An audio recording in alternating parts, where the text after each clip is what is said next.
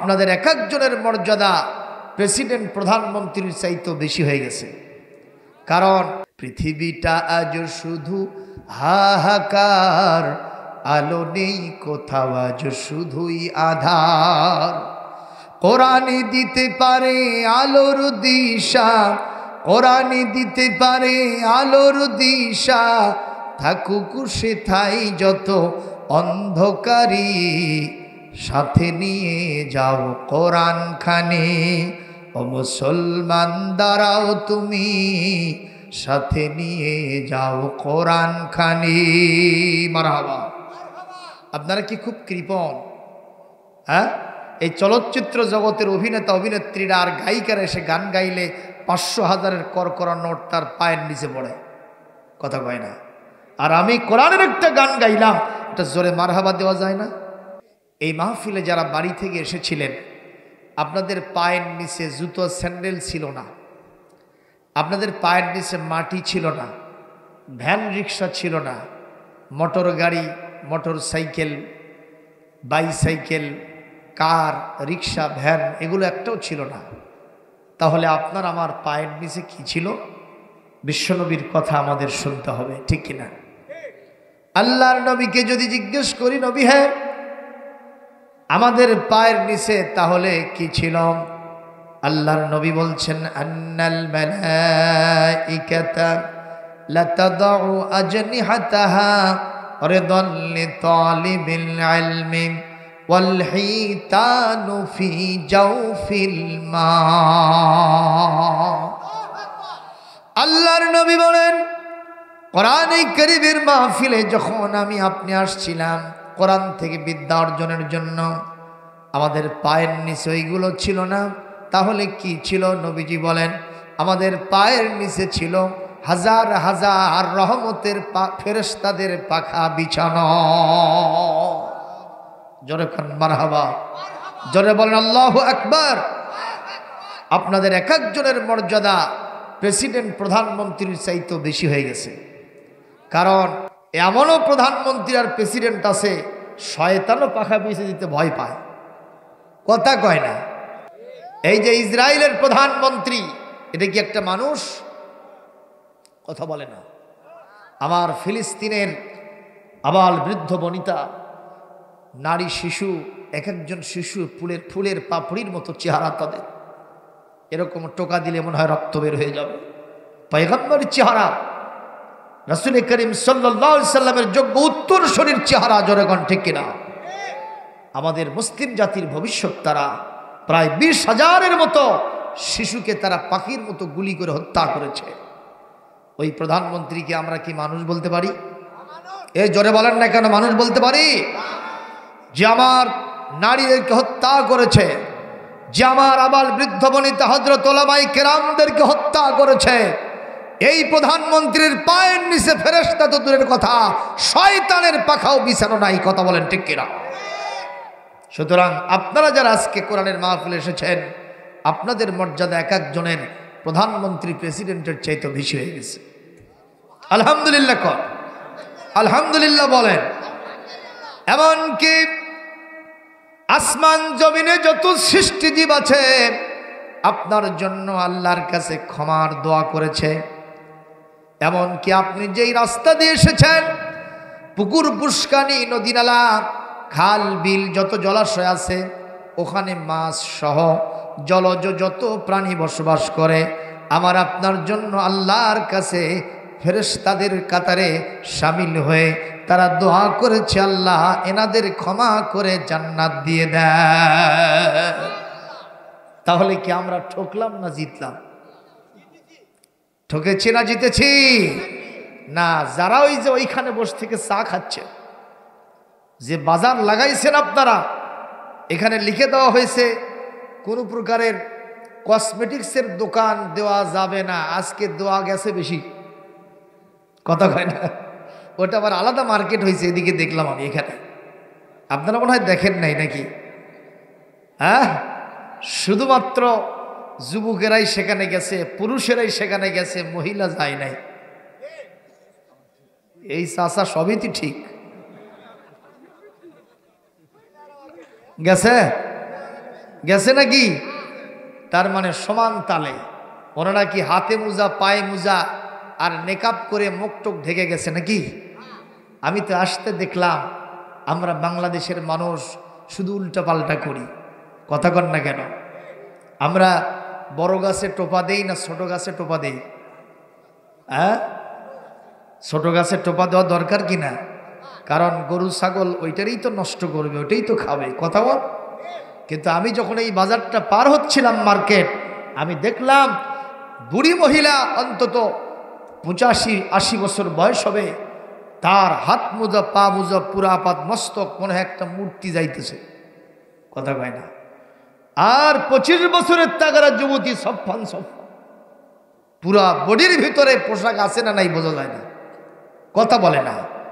তাহলে দাদি আর নানি হলো বুড়ি গাছ, আর নাতনি হলো ছুরি গাছ, লকলকা গাছ। কথা বলে না কেন? আমরা টোপা দিলাম, বোরকা দিলাম বুড়িটারে, আর ছুরিটারে আমরা উন্মুক্ত রাখলাম। এই সমাজের ইউটিউবের ভেতরে যারা মাতামাতি করে, এইসব চামড়া উঠা যুবকরা দাদি নানির দিকে জীবনে আসারও পড়বে না। কথা কয় না? কথা বলছেন না কেন? অথচ এই সুন্দরী মহিলার যুবতী মেয়েটা যখন রাস্তায় হাঁটে, তখন পিছন থেকে যুবকেরা স্লোগান মারে, সুন্দরী চলেছে। এই যে দেখছেন, মুখস্থ আছে। কোরআনের আয়াত টান দিয়ে যদি ছেড়ে দেই শেষ করতে পারবে না। পারবে? কিন্তু যদি গানের কথা একটু ছেড়ে দেওয়া হয় শেষ করা সারা। এই হলো উল্টাপাল্টা কারবার। মন কি খারাপ করতেছেন? আজকে আমি বলবো জালিসুর রহমান, ওটা জালিসুর শয়তান। ওখান থেকে ইমানের নিবু নিবু টিম টিম করা বাতিও যদি কারো অন্তরে থাকে, একটা সেকেন্ড থাকার কোনো সুযোগ নাই। এখানে পঙ্গপালের মতো ছুটে আসতে হবে। আমি সর্বশেষবারের মতো আপনাদেরকে আহ্বান করলাম, তাতে আপনাদের কোনো অবজেকশন হলো? ভাইরা আমার, আজকে আমি কোরআন কারীম থেকে তেলাওয়াত দিয়েছি। কোরআন কারীমের 5 নম্বর সূরা 6 নম্বর পারা সূরাতুল মায়েদা। এই সূরার ঠিক 35 নম্বর 35 নম্বর আয়াতটি আপনাদের সামনে তেলাওয়াত করেছি। আমার আলোচনার সাবজেক্ট হলো মাত্র 3টা। জোরে বলুন কয়টা? একটু জোরে বলুন কয়টা? 3টা বিষয়ে যদি আমরা আলোচনা করতে পারি, শুনতে পারি, আর মানার জন্য যদি নিয়ত করতে পারি, আমার আল্লাহ পাক বলেন লাআল্লাকুম তুফলিহুন, দুনিয়া এবং আখিরাতের সব জায়গায় সফলতা তোমাদেরকে পদচুম্বন করবে। তোমরা কখনো পরাজয় বরণ করবে না, বিফল হবে না, সব জায়গায় তোমরা সফল হবা। জোরে বলেন সুবহানাল্লাহ। আমরা কি এই 3টা বিষয় আলোচনা শুনতে রাজি আছি? ইনশাআল্লাহ। সম্মানিত উপস্থিতি, তার আগে কোরআন কারীমের আলোচনা শুনলে, কোরআনের সাথে থাকলে আমাদের লাভটা কি, আমি কোরআন থেকে সেটা একটু রিলে করে শোনায় দিয়ে আলোচনায় চলে যাব। আল্লাহ রাব্বুল আলামিন বলেন, وَمَن يَعْشُ عَن ذِكْرِ الرَّحْمَنِ نُقَيِّضْ لَهُ شَيْطَانًا فَهُوَ لَهُ قَرِينٌ। আল্লাহ রাব্বুল আলামিন বলেন, তোমাদের ভিতরে যদি কেউ আমার কোরআন থেকে মুখ ফিরায় নিয়া হাবিজাবি বিভিন্ন মতবাদের দিকে আকৃষ্ট হয়, এই ব্যক্তির জন্য আমি আল্লাহর দায়িত্ব হয়ে যায় একটা শয়তান নিযুক্ত করে দেওয়া। আর এই শয়তান তার জন্য একটা বজম ফ্রেন্ড, আন্তরিক অন্তরঙ্গ বন্ধু হয়ে যায়, সঙ্গী হয়ে যায়, সাথী হয়ে যায়। ও যেখানেই যাবে শয়তান তার সাথে থাকবে। যত খারাপ কাজ করবে, ও সুদ খাবে, ঘুষ খাবে, জেনা করবে, ও ব্যক্তি চুরি করবে, ডাকাতি দেবে, মদ খাবে, ওই ব্যক্তি পৃথিবীতে মানুষ হত্যা করবে, সন্ত্রাসী করবে, মাস্তানি করবে, চাঁদাবাজি করবে, 2 নম্বরই 4 নম্বরই 22 নম্বরই করবে। ব্যবসা করতে গেলে খাদ্যে ভেজাল দেবে, ওজনে কম দেবে, ক্রেতা সাধারণকে ঠকাবে, কৃষিজীবী হলে জমিনে গিয়ে জম্মের মতো আইল ঠেলবে। এই কাজগুলো যত করতে থাকবে, শয়তান শুধু তাকে বাহাবা দিতেই থাকবে। চিৎকার দিয়ে বলেন নাউজুবিল্লাহ। যে ব্যক্তি অসৎ কাজে, খারাপ কাজে বাহাবা দেয়, এই লোকটা কি ভালো? কথা কয় না।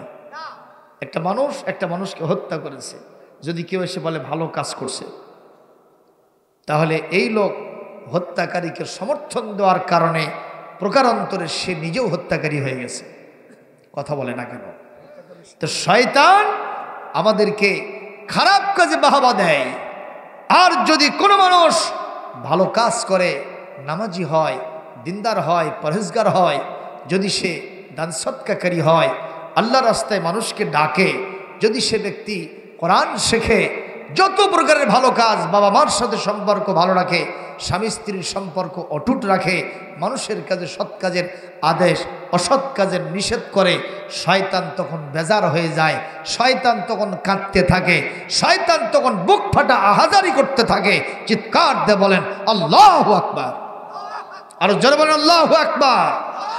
হাদিস শরীফে এসেছে, যেদিন আরাফাতের দিন হয় 9 জিলহজ, শয়তানকে সেই দিন খুব নার্ভাস দেখা যায়, শয়তানকে সেই দিন ক্রন্দনরত অবস্থায় দেখা যায়, বিধ্বস্ত অবস্থায় দেখা যায়। ফেরেশতা জিজ্ঞেস করেছে, তোমার এই অবস্থা কেন? শয়তান বলছে, এই লোকটা যেদিন হজের নিয়ত করছিল সেই দিন থেকে আমি তাকে ওয়াসওয়াসা দিচ্ছি, এই 6 লক্ষ টাকা করে খরচ করে হজে যাওয়ার দরকার নেই, এটা দিয়ে তোমার 5 তলা বিল্ডিংয়ের ভিত মাত্র 3 তলা হচ্ছে, আর 2 তলা করো। কথা কয় না? আমি তাকে সেই দিন থেকে ওয়াসওয়াসা দিচ্ছি, কিন্তু সে শুনতেছে না। এক পর্যায়ে টাকা দাখিল করলো, আমি তাকে বললাম টাকাটা আবার কিন্তু রিটার্ন পাওয়ার সুযোগ আছে, কিন্তু তাও নিল না। তারপরে যেদিন সে বাড়ি থেকে বিদায় আদায় নিয়ে যখন এয়ারপোর্টে আসলো, আমি তাকে ডানে থেকে, সামনে থেকে, পিছন থেকে, বামে থেকে, সব দিক থেকে তাকে সারাশি অভিযান চালায়ে আমি তাকে মিসগাইড করেছি, কিন্তু সে শোনে নাই। এক পর্যায়ে যখন ইহরাম পরে তালবিয়া পাঠ করতে করতে যখন সে বিমানে উঠেছে, আমি তখন চিন্তা করলাম আমার মিশন বোধহয় এখন গোল্লায় যায়। আমি তাও হাল ছাড়ি নাই, ও বাংলাদেশ থেকে বিমানে উড়ে আসছে, আমি ওর আগেই উড়ে এসে আরাফাতের ময়দানে দাঁড়াই গেছি। নাউজুবিল্লাহ কও। আমি কাবার গেটে দাঁড়াইছি, হারাম শরীফে দাঁড়াইছি, যাতে কাবা তওয়াফ করতে না পারে। আমার সমস্ত ষড়যন্ত্র বিফল। আজকে হজের দিন 9 জিলহজ। লব্বাইক আল্লাহুম্মা লব্বাইক, লব্বাইক লা শারীকা লাক লব্বাইক, ইন্নাল হামদা ওয়ান নি'মাতা লাক ওয়াল মুলক লা শারীকা লাক। এই ধ্বনি দিয়ে যখন আরাফাতের ময়দানে একটা গায়ে আর একটা পায়ে 2টা মাত্র কাপড় পরে আজকে যখন সেখানে হাজির হয়েছে, তার হজটা তখন কবুল হয়ে যাবে, সে একজন নিষ্পাপ হয়ে যাবে। আমি চাই বনি আদম পাপের সাগরে হাবুডুবু খেতে খেতে জাহান্নামে চলে যাক, কিন্তু আমার আজকে মিশনটা গোল্লায় গিয়া এই সব হাজিগুলি, লক্ষ লক্ষ হাজিগুলি, তারা আল্লাহর জান্নাতি বান্দা হয়ে গেছে, আল্লাহর সৈনিকে পরিণত হয়ে গেছে, কিন্তু আমার সোলজার বাহিনীতে সে আসে নাই। আমি মনে করছি আমার পরাজয়, আমি মনে করেছি আমার মিশন গোল্লায় চলে গেছে। চিৎকার দিয়ে বলেন আল্লাহু আকবার। সুতরাং শয়তানকে টাইম দেওয়ার কোনো সুযোগ নাই। আমরা থাকবো কার সাথে? রাজি আছেন? ও মুসলমান দাঁড়াও তুমি, সাথে নিয়ে যাও কোরআন খানি। পারলে পড়বেন। ও মুসলমান দাঁড়াও তুমি, সাথে নিয়ে যাও কোরআন খানি। ঘোরাধারের বিপদ ছাড়িতে, ঘোরাধারের বিপদ ছাড়িতে, পথ চলিতে কি পারবে তুমি? ও মুসলমান দাঁড়াও তুমি, সাথে নিয়ে যাও কোরআন খানি। পৃথিবীটা আজ শুধু হাহাকার, আলো নেই কোথাও, আজ শুধুই আধার। কথা কি ঠিক? আমেরিকা পৃথিবীর সুপার পাওয়ার, ব্রিটেন পৃথিবীর অন্যতম সুপার পাওয়ার, তারপরেও কোরআন হাতে রেখে বলছি, ওদের মতো নষ্টা ভ্রষ্টা, ওদের মতো পাগল পৃথিবীতে আর কোনো দেশে নাই। আপনারা কথা আসতে বলতেছেন কেন? ঠিক না বেঠিক? ঠিক না বেঠিক? কিরকম পাগল? নিউ ইয়র্ক সিটিতে যদি আপনি ঘোরেন, দেখবেন একজন যুবক তার মাথার চতুর্দিকে কামায়া তালপট্টির দ্বীপের মতো উপরে চুল রাখছে, আর এই সাইড দিয়া নিজের মোবাইল নাম্বার লিখে রাখছে, বাড়ির নম্বর লিখে রাখছে, গাড়ির নম্বর লিখে রাখছে। এরকম পাগল মনে হয় বাংলাদেশে এখনো হয়নি। কথা কয় না? আরে থাকলেও কম, কিন্তু ওখানে বেশি। জোরে কোন ঠিক না ঠিক? এমনকি একজন ছেলে ইন্টারভিউ বোর্ডে গেছে চাকরি প্রার্থনার জন্য আমেরিকায়। কোন দেশে? চাকরি প্রার্থনার জন্য ইন্টারভিউ বোর্ডে গেছে। এক্সপার্ট বলছে, what is your father's name? তোমার বাপের নাম কি? এই লোক এতদিন তার নিজের নামের সাথে মায়ের নাম লিখছে। আজকে যখন এক্সপার্ট জিজ্ঞেস করছে তোমার পিতার নাম কি, ও জীবনে জানেই না ওর পিতাকে, নাম তো জানেই না। বলছে excuse me, give me some time, আপনি আমাকে একটু সময় দেন। ওখান থেকে বাইরে এসে বলছে my mother, who is my father? ও মা, আমার বাবাকে। মা তখন থদর বদর লেগে গেছে। মা তখন হঠাৎ করে একজনের নাম বলে দিছে, অমুক মিস্টার গিল্টি মিয়া তোমার বাবা। কি মিয়া? গিল্টি মিয়া। তো যেই নাই নাম বলেছে, সঙ্গে সঙ্গে এই ছেলেটা চিন্তা করেছে, ওরে তো আমি চিনি, ওর চরিত্রের খবর আমি জানি, সারাদিন মদ খেয়ে রাস্তাঘাটে পড়ে থাকে, আর সেই লোক আমার বাবা হবে? আমি এই লোকটাকে আমার বাবা হিসেবে মেনে নিতে আমি অপারগতা প্রকাশ করছি। মা দুঃখিত, আই এম সরি, আমি ভেরি ভেরি সরি, এই লোকটাকে আমার বাবা মানতে পারি না। মা তখন আরেকজনের নাম বলেছে, লক্ষণ। লক্ষণ, সবাই বলেন লক্ষণ। একজন ছেলের পিতা কি দুটা হয়? চিন্তা করেছেন? যখন দুইটা নাম বলেছে, এই ছেলেটা তখন কলিজার ভেতরে যেন শেল ঢুকে গেছে।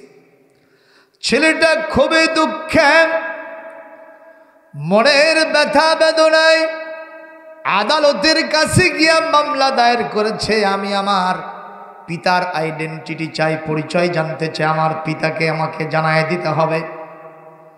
আদালত তখন তার মাকে ডেকেছে, মাকে বলেছে বলো তার পিতাকে। একজনকে ডাকা হলো, ডাক্তার ডেকে নিয়ে এসে ডিএনএ টেস্ট করে দেখা যায় এই ছেলের সাথে ওই ছেলের ওই পিতার কোনো সম্পর্ক নাই। আবার আরেকজনকে ডেকেছে, তার সাথেও কোনো সম্পর্ক নাই। এভাবে তৃতীয় চতুর্থ চারজনকে ডাকা শেষ, তাদের কারোর সাথে এর সম্পর্ক পয়দা হয় নাই। ডিএনএ টেস্ট করে দেখা গেল এদের ভেতরে কোনো সম্পর্ক নাই। তাহলে কোথায় এর পিতা? প্রশ্ন হতে পারে চারজনকে কেন ডাকলো? এই জন্য ডেকেছে, এই গাভী জানে না কোন ষাঁড়ের বীজে এই বাছুর পয়দা হয়েছে। কতক্ষণ ঠিক না বে ঠিক? এইবার পঞ্চম আর একজনকে ডাকা হলো, ডিএনএ টেস্ট করার মাধ্যমে লাস্টলি অ্যান্ড ফাইনালি সর্বশেষে ওই লোকটার সাথে এই ছেলেটার ডিএনএ টেস্ট করার মাধ্যমে সম্পর্ক পয়দা হয়ে গেছে, এটাই তার আসল পিতা। আপনারা জবাব দেন, একজন নারীর জন্য 5 জন পুরুষের সাথে সঙ্গ দেওয়া জায়েজ? ফরজ না ওয়াজিব? কি এটা? হারাম, হারাম, হারাম। কথা বলেন, কথা বলেন। এই জিনিসটা যে মানুষেরা বোঝে না, এই ফ্যামিলি স্ট্রাকচার যাদের নাই, যৌন ক্ষুধা পূরণের জন্য এতটুকু সিভিলাইজেশন সভ্যতা যাদের ভিতরে নাই, আমরা তাদেরকে সভ্য বলতে পারি না, আমরা তাদেরকে আলোকিত মানুষ বলতে পারি না। তারা জাহান্নামের কীট, অন্ধকার জগতের মানুষ। জোরে কোন ঠিক কিনা? আরো জোরে বলুন কথা ঠিক কিনা? এই জন্যে এই ছেলেটি ক্ষোভে দুঃখে আফসোসে ফেটে পড়েছে, যেই ধর্ম আমাকে পিতৃ পরিচয় দিতে জানলো না, এই ধর্মে আমি থাকব না। কোন ধর্ম ফ্যামিলি স্ট্রাকচারটা সুপ্রতিষ্ঠিত করতে পারে, আমি সেই ধর্মের ভিতরে চলে যাব। শায়েখদের সাথে পরামর্শ করেছে, সঙ্গে সঙ্গে তার সামনে চলে এসেছে একটা ধর্ম, no east no west, Islam is the best best, ইন্নাদ-দীনা ইনদাল্লাহিল ইসলাম। তার কাছে প্রতিমান হয়েছে পৃথিবীর সর্বশ্রেষ্ঠ জীবন ব্যবস্থার নাম হলো ইসলাম, মহাগ্রন্থ আল কোরআন। চিৎকার দিয়ে বলেন আল্লাহু আকবার। সুতরাং কবির কথা ঠিক আছে না ঠিক? কবি বলছে পৃথিবীটা আজ শুধু হাহাকার, আলো নেই কোথাও আজ শুধুই আধার। কোরআনই দিতে পারে আলোর দিশা, কোরআনই দিতে পারে আলোর দিশা, থাকুক সেথাই যত অন্ধকারী, সাথে নিয়ে যাও কোরআন খানি। ও মুসলমান দাঁড়াও তুমি, সাথে নিয়ে যাও কোরআন খানি। মারহাবা। আপনারা কি খুব কৃপণ? হ্যাঁ, এই চলচ্চিত্র জগতের অভিনেতা অভিনেত্রীরা আর গায়িকারা এসে গান গাইলে 500,000-এর করকরা নোট তার পায়ের নিচে পড়ে, কথা কয় না। আর আমি কোরআনের একটা গান গাইলাম, এটা জোরে মারহাবা দেওয়া যায় না? নুত্তাকুল্লাহ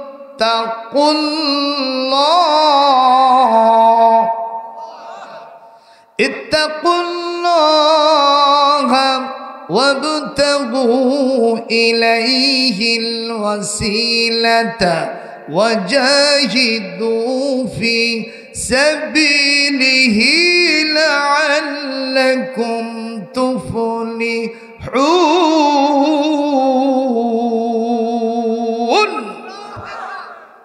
আল্লাহ রাব্বুল ইজ্জতুল জালাল বলছেন, হে ইমানদারগণ, তোমরা ভয় করো কাকে? আর জোরে বলেন, কাকে ভয় করব? আল্লাহকে ভয় করব। এখন এই ওয়াজ যখন আমি এক জায়গায় করছিলাম, আপনাদের জয়পুরহাট জেলার ভিতরেই, বুঝতে পারছেন? তো একজন দাঁড়ায় আমাকে বলতেছে, হুজুর আল্লাহকে ভয় করো। যেও হুজুরই ওয়াজ করতে ওঠে সেই বলে আল্লাহ ভয় করো, আল্লাহ ভয় করো। হুজুর, আল্লাহর হাতে কি র্যাব, পুলিশ, আর্মি, বিজিবি আছে? ওর প্রশ্ন। আমি ভয় করি আমাদের দেশের প্রধানমন্ত্রীকে। কেন? বলে তার হাতে এই বাহিনী আছে। ওর দৃষ্টিতে ওনার হাতে এই বাহিনী আছে, আল্লাহর হাতে নাই। তাই কি? যখন আল্লাহর হাতে বাহিনী আছে না নাই? কত বাহিনী আছে এটা বলে শেষ করা যাবে না। এই যে কয়েকদিন আগে মেরাজ আর ইসরা হয়ে গেল, আল্লাহ নবী সাল্লাল্লাহু আলাইহি সাল্লাম তিনি বাইতুল মামুরে গেছেন। হুজুর, সহি কথা, তিনি সেখানে গিয়ে হযরত ইব্রাহিম আলাইহিস সালামের সাথে দেখা পাইছেন। শুনেছেন না আলোচনা? সেখানে গিয়ে তিনি ইব্রাহিম আলাইহিস সালামকে বললেন, এখানে এই ফেরেশতারা, তারপরে জিবরাইল আলাইহিস সালামকে বললেন, এখানে এই ফেরেশতারা নামাজ পড়তেছে, ফেরেশতাদের কিবলা বাইতুল মামুর। এখানে প্রতি ওয়াক্ত নামাজে, প্রতি মুহূর্ত নামাজে কত ফেরেশতা উপস্থিত থাকে? বলে 70,000। বলে যারা এখন নামাজ পড়তেছে এরা কতবার নামাজ পড়ার সুযোগ পাবে? বলে পৃথিবীর শুরু থেকে শেষ পর্যন্ত এই একটা মুহূর্ত 70,000 নামাজ পড়বে, কিয়ামত পর্যন্ত তারা আর দ্বিতীয়বার চান্স পাবে না। তাহলে আপনারা বলেন, ফেরেশতার সংখ্যা র্যাব, পুলিশ, আর্মি, বিজিবির চাইতে বেশি না কম? আরো জোরে বলেন, বেশি না কম? কোরআনে কারীম সূরা আল মুদ্দাসসিরের 31 নম্বর আয়াতের ভিতরে আল্লাহ পাক বলেন, ওয়া মা ইয়ালামু জুনুদু রাব্বিকা ইল্লা হু। আমি আল্লাহর সেনাবাহিনীর সদস্য কত আর তাদের শক্তি কত, এটা পৃথিবীর কেউ জানে না। যিনি জানেন তিনি কে? আবু জেহেল বলতেছে, এই আলাইহা 19 জাহান্নামের গেটে 19 জন ফেরেশতা নিযুক্ত করে রেখেছেন কে? আবু জেহেল বলতেছে, আমার সালাসামুন্ডা বাহিনীর লোকেরা, আমাকে যদি জাহান্নামে যেতেই হয়, তোমরা কি 19 জন ফেরেশতার সাথে পারবা না? পাগলের মাথা খারাপ হয়েছে। এই মুহূর্তে একজন দৌড়ে আসে, কয় স্যার আমার কাছেই তো 19 জন কুলাবে না, কি করবা তুমি? বলে 10 জনকে নিব ডান হাতে আর 9 জনকে ধরবো বাম হাতে। হলো কত? 19 জন। শুধু একটা ঝাঁকুনি মারবো। আপনি তো জানেন আমার কত বলার শক্তি। এইরকম ঝাঁকুনি মারাও সারা সবগুলো 50 হাত দূরে ভেঙে চুরে সব শেষ হয়ে যাওয়া সারা। নাউজুবিল্লাহ, জোরে কোন। আপনারা বলেন, ফেরেশতার সাথে কি পৃথিবীর মানুষ পারবে? আল্লাহর একজন ফেরেশতা আছেন সাইয়্যিদুল মালায়েকা জিবরাইল, জোরে কোন আল্লাহু আকবার। এতই তার ক্ষমতা, আল্লাহ পাক নিজে বলেছেন আল্লামাহু শাদীদুল কুওয়া।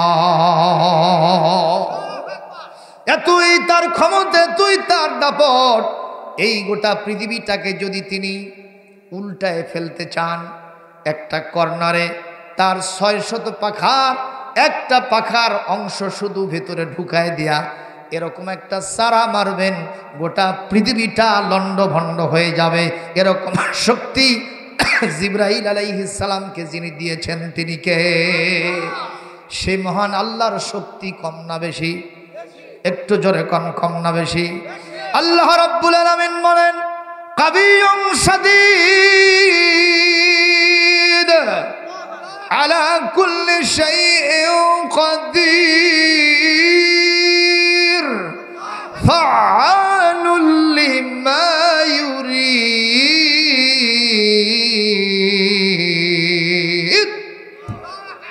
যা ইচ্ছা তা করতে পারেন কে? কোনো সন্দেহ নাই। আমার ভাইরা একটু স্মরণ করেন জিবরাইল আলাইহিস সালামের কত ক্ষমতা, একজন ফেরেশতার কত ক্ষমতা। আল্লাহর নবী সাল্লাল্লাহু আলাইহি ওয়াসাল্লাম তিনি একদিন কাবা তওয়াফ করে আস্তে করে বসে থেকে কাঁদতেছেন। সহিহ riwayat, তিনি কাঁদতেছেন, দু চোখের পানি ছেড়ে দিয়া নবীজির দাড়ি বুক সব ভিজে যেতেছে। আল্লাহ পাক জিবরাইল আলাইহিস সালামকে পাঠিয়ে দিয়ে বললেন আমার নবী কান্দে কেন? আল্লাহ কি জানেন না? কথা কন না কেন? জিবরাইল আলাইহিস সালাম ইয়ানজিলু ইলার রাসূল, আল্লাহর নবীর নিকটে নাজিল হয়ে বললেন আসসালামু আলাইকা ইয়া রাসূলুল্লাহ, আসসালামু আলাইকা ইয়া হাবিবাল্লাহ সাল্লাল্লাহু আলাইহি ওয়াসাল্লাম, লিমাযা তাবকি, আপনি কাঁদেন কেন? বলে জিবরাইল আলাইহিস সালাম রে, আমি এমন মানুষ, আমি কারোর কোনো গালিগালাজ করি না, আমি কারো কোনো ক্ষতি করি না। কেউ যদি আমাকে পাথর মারতে আসে আমি তাকে ফুল দিয়ে বরণ করে নেই, সুবহানাল্লাহ। কেউ যদি আমাকে গালি দেয় আমি তখন তার জন্য ভালো দোয়া করি, সুবহানাল্লাহ বলেন। কেউ যদি আমার ঘর ভেঙে দেয় আমি তার ঘরটা নতুন করে বাঁধায় দেই। অথচ আমি কাবা তওয়াফ করতে গেছি, প্রতিটা চক্করে এই লোকগুলি আমাকে এমন কোনো ভাষা নাই যেই ভাষায় গাল দেয় নাই। ওরা আমাকে বলেছে কবি, ওরা আমাকে বলেছে গণক, ওরা আমাকে বলেছে পাগল, ওরা আমাকে বলেছে জাদুকর। একটু জোরে কর নাউজুবিল্লাহ। যেই মানুষের সাথে কোনো খারাপ কাজের সম্পর্ক নাই ওই মানুষটাকে যদি কেউ দোষী বানায়, বলেন তো তার কলিজায় কি আঘাত লাগে না? একটু জোরে কোন আঘাত লাগে কি লাগে না? মন খারাপ করবেন না। আজকে ইসলামের ইতিহাস থেকে একটা ঘটনা বলবো, যদি আপনাদের শোনার মতো কোনো সহ্য ক্ষমতা থাকে, ধৈর্য থাকে, তাহলে আমি বলবো, আমার ব্যক্তিগত কথা নয়, কোরআনে কারিমে আল্লাহ রাব্বুল আলামিন তার ঘটনাটা বলেছেন। এই পৃথিবীতে আল্লাহ রাব্বুল আলামিনের একজন নবী ছিলেন এবং তার নাম হলো হযরতে ইউসুফ আলাইহিস সালাম। নামটা কি শুনেছেন? ইউসুফ আলাইহিস সালামকে একটা মহিলা আষ্টে পৃষ্ঠে চতুর্দিক থেকে ধরে ফেলেছিল। সেই মহিলার নাম হলো জুলাইখা। জোরে কন কয় খা? আরো জোরে, জোর হলো না? এই জুলাইখা মহিলা হযরত ইউসুফ আলাইহিস সালামকে চতুর্দিক থেকে ধরেছে কি ধরে নাই?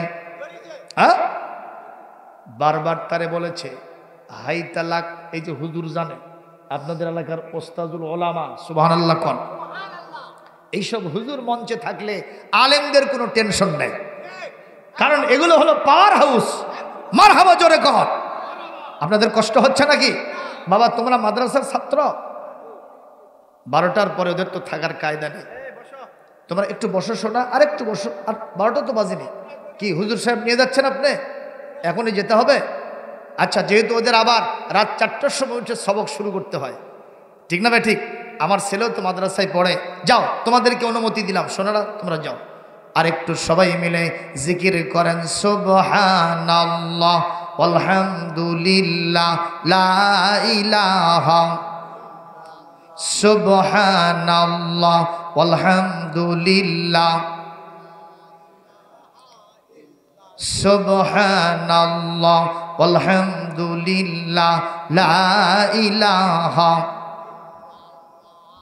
সুবহানাল্লাহ আলহামদুলিল্লাহ লা ইলাহা, আরো জোরে লা ইলাহা, সুবহানাল্লাহ আলহামদুলিল্লাহি রাব্বিল আলামিন। জোরে কোন আমিন। কষ্ট হচ্ছে? চলবে। 12টা বাজতে আর 15 মিনিট থেকে 20 মিনিট আছে। এই 20 মিনিট শুনবেন,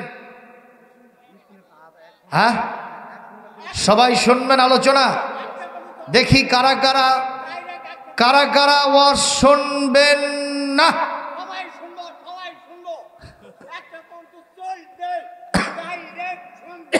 বাবা বসেন, আপনি বসেন। ইনশাল্লাহ যারা শুনবো 2 হাত তুলে আল্লাহকে দেখায়, 1 হাত না 2 হাত। একটা লোক যদি ওঠেন আমি তার উদ্দেশ্য ওয়াজ করব না, হাত নামান ইনশাল্লাহ। আজকের সম্মানিত সভাপতি এখানে আছেন, আপনারা কেউ উঠলে আল্লাহ পাক আপনাদের ছাড়বেন না, জোরে ঠিক কিনা? ধৈর্যচ্যুতি হোক এরকম ওয়াজ আমি করতে অভ্যস্ত নই।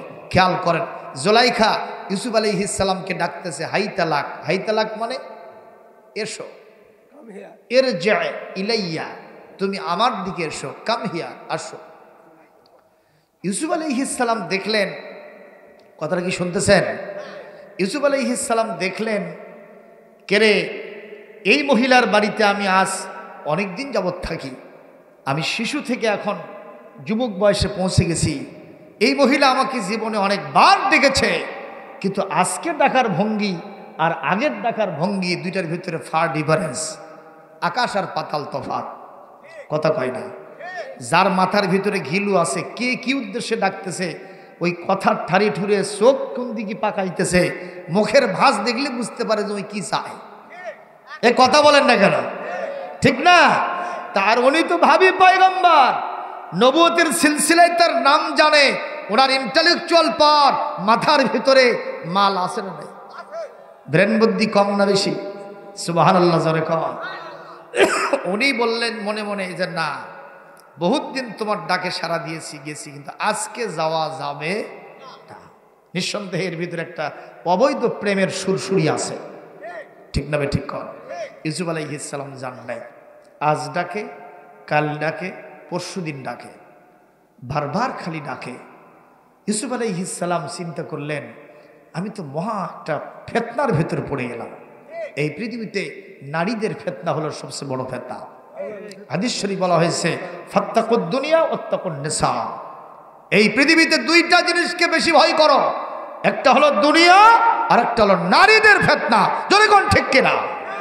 আমার মা বোনেরা হয়তো আমার উপরে খেপাখেপি করতেছে, একটু মন খারাপ করতেছে যে আজকে হুজুর নারীদেরকে ফেতনা বললো কেন। ও মা, আজকে মাহফিলে যারা ওয়াজ শুনতে এসেছেন, আপনারা তো ফাতেমার উত্তরসূরি, আপনারা তো খাদিজার উত্তরসূরি, আপনারা আয়েশার উত্তরসূরি, উম্মে সালমার উত্তরসূরি। কথা বলেন ঠিক কিনা? আপনারা যদি ওই সমস্ত ফেতনা হতেন তাহলে তো আপনারা এখানে আসতেন না। কথা বলেন না কেন? যারা পর্দা করে, যারা নামাজ পড়ে, যারা দিনদারি, যারা স্বামী ভক্ত, যারা নামাজি, যারা রোজাদার, এরা কি কখনো ওই সমস্ত নষ্টাভ্রষ্টা মহিলার মতো হতে পারে? এরা তা না। এরা কারা? এরা হলো কাউয়ার জাত। যেরকম কিসের জাত? জাতের মিয়া কালো ভালো। কথা কন না কেন? এইবার জুলাইখা একবার, দুইবার, তিনবার, একদিন, 2 দিন, 3 দিন বারবার ফুসলানো সত্ত্বেও যখন আসে না, নিজের পক্ষ থেকে একটা আর্গুমেন্ট পেশ করেছে। এই ইউসুফ, কতদিন যাবত আমার স্বামী তোমাকে বাজার থেকে কিনে নিয়ে এসে আমাকে বলেছিল আকরিমি মাসওয়াহু, এ জুলাইখা, এই ছেলেটার দেখভাল ভালো করে করবা, ওর থাকার জায়গা, খাওয়ার ব্যবস্থাপনা ভালো করে করবা, ওর সাথে কখনো খারাপ ব্যবহার করবা না। এই পরিবারে তুমি কতদিন যাবত আছো? তুমি শিশু থেকে কিশোর, সেখান থেকে এখন যুবক হয়ে যাচ্ছ। এতদিন তোমার প্রতি শুধু আমার স্বামীর অবদান আছে না আমারও কিছু অবদান আছে? উনি বললেন নিশ্চয়, আমি নেমো খারাম হব না, আমি অকৃতজ্ঞ হব না, আপনার অনেক অবদান আছে, তাহলে তুমি একটা দিন আমার ডাকে সাড়া দিয়ে আমার কাছে আসতে পারলে না কেন? হযরত ইউসুফ আলাইহিস সালাম বললেন, এ জুলাইখা আও নাত্তাখিযাহু ওয়ালাদা, আপনি তো আমাকে এখানে সন্তান হিসেবে গ্রহণ করেছেন, আপনি এতদিন ডেকেছেন, আমি সব সময় আপনার ডাকে সাড়া দিয়েছি, কিন্তু আজকে যে ভঙ্গিমায় ডাকতেছেন, এই ভঙ্গিমায় এই ডাকে সাড়া দিতে আমার রব্বুল ইজ্জতুল জালাল আল্লাহ নিষেধ করেছে। কথা বলেন ঠিক না ঠিক? ওই যে আগামীকাল বিশ্ব ভালোবাসা দিবস, নাকি এটা কি ভালোবাসা দিবস? কথা কয় না কেন? আমি আর নাম দিছি কি জানেন? এটা হলো বিশ্ব কুত্তি দিবস। এই যুবকরা কথা বলো বাবা, এই সবাই কথা বলে। আগামীকাল বিশ্ব লুচ্চি দিবস, বিশ্ব কুত্তি দিবস, বিশ্ব ভালোবাসা দিবস নয়, এটা হলো বিশ্ব বেহায়া দিবস। জোরে বলুন ঠিক কিনা? আমার পূর্ববর্তী বক্তাও বলে গেছে, তার সুরে সুর মিলিয়ে আমিও বলতে চাচ্ছি, অবশ্যই আগামীকাল যা হবে এই দেশে জিনার রাস্তা খুলে যাবে। কথা বলেন ঠিক কিনা? যেই দেশে 3.5 লক্ষ মসজিদ আছে, হাজার হাজার মাদ্রাসা আছে, খানকা আছে, মক্তব আছে, মারকাজ আছে, সহি আকীদার লোকেরা আছে, সেই দেশে ফজরের আজানে ঘুম ভাঙে, ঈশার নামাজ পড়ে আমরা আল্লাহর নাম নিয়ে ঘুমায় যাই, সেই দেশে বিশ্ব লুচ্চি দিবস, কুত্তি দিবস চলতে পারে না, পারে না, পারে না। এটা আমরা সরকারের কাছে দাবি জানাবো, এই দিবসটাকে রাষ্ট্রীয়ভাবে নিষিদ্ধ ঘোষণা করতে হবে, করতে হবে, করতে হবে। আমার পক্ষে যারা আছেন দুহাত তুলে আল্লাহকে দেখা। লিল্লাহে তাকবীর, লিল্লাহে তাকবীর। শয়তানের আস্তানা ভেঙে দাও, গুড়িয়ে দাও, শয়তানের কালো হাত ভেঙে দাও, গুড়িয়ে দাও। লিল্লাহে তাকবীর। কষ্ট পাইলেন? এই দিবস যিনি আমাদের দেশে নিয়ে আসছেন, তিনের নাম জোরে কোন কি নাম? শফিক রেহমান। কোরআন হাদিস ঘেটে ঘুটে যদি এক জায়গায় করেন, ওখানে রেহমান কোনো নাম পাবেন না। আসলে আমার আল্লাহর নাম হলো কি? রহমান। হতে পারে শফিক রহমান। সাংবাদিকগণ তাকে প্রশ্ন করেছে, নাম হবে রহমান, সেটা আপনি রেহমান লিখলেন কেন? ওই শয়তান বলেছিল কি জানেন? যে রহমানের ভেতরে মৌলবাদের গন্ধ পাওয়া যায়, এই জন্য আমি নামটা ঘুরায় নিছি। বলেন তো, আল্লাহর নামকে যে ব্যক্তি ঘুরায় নেয়, এ কি মানুষ? কন এ কি এ হলো শয়তান। জোরে কোন ঠিক কিনা? এই শয়তান কর্তৃক আনিত, বাংলাদেশে আবিষ্কৃত এই বিশ্ব বেহায়া দিবস বাংলার জমিনে অন্য কেউ মানলে মানতে পারে, মুসলমানের কলিজার টুকরো সন্তান মানতে পারে না। জোরে বলুন ঠিক না ঠিক? এবং আগামীকাল ফুল বিতরণ হবে। গত বছর পত্রিকায় দেখেছিলাম, বগুড়ার খোকন পার্কে আপনারা গেলে যেয়ে থাকতে পারেন। ওখানে এই যে আমাদের সার্কিট হাউসের পাশে একটা বিশাল মার্কেট আছে, ফুল মার্কেট। দৈনিক করতোয়া পত্রিকায় রিপোর্ট করেছিল, গতকালকে বিশ্ব ভালোবাসা দিবসে বগুড়ায় ফুল মার্কেটে 20 লক্ষ টাকার ফুল কেনা বেচা হয়েছে। কত? আরও জোরে খন। তো সেই দিন আমার এক মাহফিল ছিল, আমি শ্রোতাদেরকে বললাম, আপনারা কে কে একটা ফুল পাইছেন হাত তোলেন। কেউ হাত তোলে না, মানে কোনো ফুলই কেউ পায় নাই। আমি বললাম, আমি বক্তাও পাইনি, সভাপতি হুজুরও পায়নি, প্রধান অতিথি পায়নি, তাহলে এই ফুলগুলো গেল কোথায়? কতক্ষণ এই ফুলগুলো গেছে কোথায়? যেখানে যাওয়া দরকার সেখানেই গেছে। কথা কয় না। আমি যখন মাদ্রাসার দিকে শাকপালায় আসতেছিলাম, একটা ছেলে খালি দৌড়াচ্ছে, বাবা তুমি দৌড়দৌড়ি করো কেন? কয় হুজুর সবাই পাইছে, আমি এখনো পাইনি। ওই কারে পায়নি বুঝতে পারেননি? বুঝতে পারেন নাই? ও অক্সিজেন বেগমকে খুঁজতেছে। কি বেগম? অক্সিজেন বেগম এখন পর্যন্ত খুঁজে পায় নাই। আর আগামীকালকে গান হবে, ভালোবাসার গান। কথা বলেন ঠিক না ঠিক? আর এইসব ভালোবাসা নামের কলঙ্ক, ভালোবাসা নামের পরিহাস যেটা আগামীকাল হবে, কবিতার বিরুদ্ধে একটা গান ঘোষণা করছে। আমি কি সেটা বলবো? বলবো? মুসলমান ওই গান গাইতে পারে না। যেটা আমি এখন গাইব তোমাদের সবাইকে তার সাথে একমত হতে হবে। কবি বলতেছে কত সুন্দর করে, দেখেন আপনাদের ভালো লাগে নাকি। ওরে ও নওজোয়ান, ওরে ও নওজোয়ান, তোমরা তো মুসলমান, কেন গাও তোমরা ভিনদেশীদের গান? ও মুসলমান, তোমাকে গাইতে হবে আল কোরআনের গান। কি যুবকরা একমত? আপনারা একমত? তাহলে আমার সাথে বলেন, ওরে ও নওজোয়ান, তোমরা তো মুসলমান, ওরে ও নওজোয়ান, তোমরা তো মুসলমান, কেন গাও তোমরা ভিনদেশীদের গান?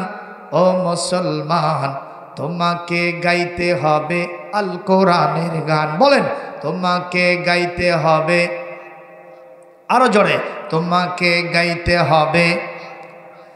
ভালোবাসা দিবসে রমনা পার্কে, ভালোবাসা দিবসে কলেজের ক্যাম্পাসে, কেন গাও তুমি পীড়িতেরই গান? ও মুসলমান, তোমাকে গাইতে হবে, সবাই তোমাকে গাইতে হবে। ও মুসলমান, তোমাকে গাইতে হবে আল কোরআনের গান। পহেলা বৈশাখে মনেরই হরষে, পহেলা বৈশাখে মনেরই আনন্দে, কেন গাও তুমি বাউলেরই গান? ও মুসলমান, তোমাকে গাইতে হবে আল কোরআনের গান। ও মুসলমান, তোমাকে গাইতে হবে। ওরে ও নওজোয়ান, তোমরা তো মুসলমান, কেন গাও তোমরা ভিনদেশীদের গান? ও মুসলমান, তোমাকে গাইতে হবে আল কোরআনের গান। ও মুসলমান, তোমাকে গাইতে হবে আল কোরআনের গান। একটা জোরে মারহাবা দেন, আরো জোরে মারহাবা। দাইরে আমার ভালোবাসবো আমরা আল্লাহকে, ঠিক কিনা? ভালোবাসবো আমরা রসুলকে, ভালোবাসবো আমাদের মা বাবাকে, কথা কয় না, ভালোবাসবো আমাদের স্ত্রী কিংবা স্বামীকে, ভালোবাসবো কলেজা ভরা মহব্বত দিয়ে আমার সন্তান সন্ততিকে, আমার পরিবারকে, আমার প্রতিবেশীকে, আমার গ্রামবাসীকে, আমার ওয়ার্ডবাসীকে, আমার ইউনিয়নবাসীকে, উপজেলাবাসীকে, জেলাবাসীকে, বিভাগবাসীকে, দেশবাসীকে, এক কথা ইন জেনারেল আল্লাহর সৃষ্টিজীব হিসেবে আমরা পৃথিবীর সব মানুষকে কলিজা ভরা মহব্বত দিয়ে ভালোবাসবো আল্লাহর সৃষ্টিজীব হিসেবে। জোরে কোন ঠিক কিনা? আল্লাহর নবী বলেন, আহাব্বুল খালকি ইলাল্লাহি সুবহানাহু ওয়া তাআলা মান আহসানা ইলা আয়ালিহি। আল্লাহর নবী বলেন, আল খালকু আয়ালুল্লাহ, গোটা সৃষ্টিজীব মহান আল্লাহর পরিবারের সদস্য। সুবহানাল্লাহ। এই সৃষ্টিজীবের ভিতরে আল্লাহর কাছে সবচেয়ে প্রিয় হলো যেই ব্যক্তি আল্লাহর সৃষ্টির পরিবারের সাথে ভালো ব্যবহার করে, তাদেরকে ভালোবাসে। ইনশাআল্লাহ আমরা সবাইকে ভালোবাসবো। জোরে কোন সুবহানাল্লাহ।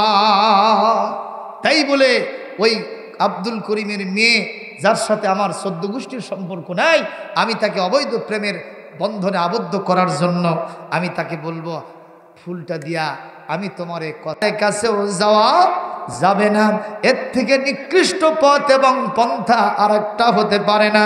জেনা করা মানে যার সন্তান দিয়ে গোটা দেশ ভরে যাওয়া। কথা কয় না, ঠিক না ঠিক ভাইরা আমার? এই জন্য আপনারা বলবেন, হুজুর জেনার নিকটবর্তী কাজ কোনটা? ভালোবাসা দিবসে যা হবে, ভ্যালেন্টাইন দিবসে যা হবে, এগুলো সব জেনার নিকটবর্তী কাজ। জোরে কোন ঠিক কিনা? এইবার আসেন, জুলাইখা বলতেছে, এতদিন তোমাকে পেলে বসে বড় করলাম, আজকে আমার স্বামী বাড়িতে নাই, আমি তোমাকে ডাকতেছি আর তুমি আসো না কেন?